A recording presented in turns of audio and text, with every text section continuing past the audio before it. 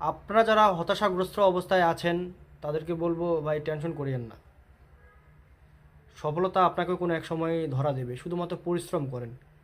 ভাই আমার প্রিয়জনরাও বলেন, আমার বড় ভাইরা বলেন, আর যেটাই বলেন ভাই, বন্ধু বান্ধব বলেন, তারা আমাকে কটু কথা বলেছিল। কথাগুলো আমার এখন মনে আছে ভাই।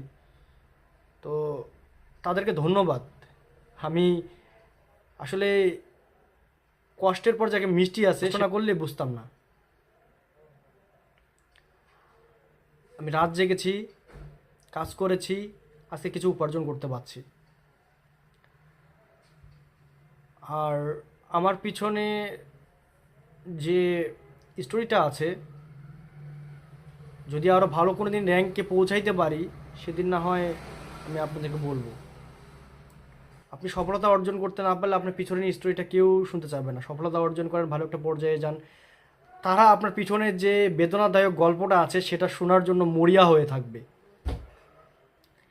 আর আমি যেটা নিয়ে কাজ করি সেটা হচ্ছে কপিরাইট কন্টেন্ট। এটা নিয়ে আজ জেগেছি, যার জন্য আমি সফলতা অর্জন করতে পেরেছি। আর কথা হচ্ছে ভাই কি জানেন, যে আপনার লক্ষ্য আপনি কখনোই কাউকে বলবেন না। সাময়িক কিছু জিনিস আপনি বলতে পারেন, মানুষের শেয়ার করতে পারেন, ভালো সম্পর্ক থাকতে পারে, সুসম্পর্ক থাকতেও পারে, কিন্তু আপনার সামনে যে একটা লক্ষ্য আছে, মূল টার্গেট, এটা কখনোই বলবেন না, এটা হিডেন রাখবেন। হিডেন রেখে গোপনে কাজ করেন, সফলতা অর্জন করতে পারবেন। তো এই জিনিসটা আমি মানুষের কাছ থেকে শিখেছি যে নিজে করতে হবে, গোপনে কাজ করতে হবে, তাহলেই হচ্ছে ভালো একটা পর্যায়ে, ভালো একটা লেভেলে যেতে পারবেন। তো আজকে না হয় কিছু সামান্য ইনকাম করছি, তার জন্য হচ্ছে দুইটা কথা বলতে এসেছি আপনাদের সামনে। দোয়া রাখিয়েন আমি যেন সামনে আরও ভালো ইনকাম করতে পারি।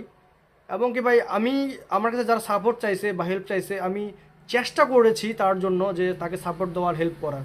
আপনিও মনটাকে বড় করেন, ব্রড মাইন্ডের হওয়ার চেষ্টা করেন, ভালো কিছু করতে পারবেন।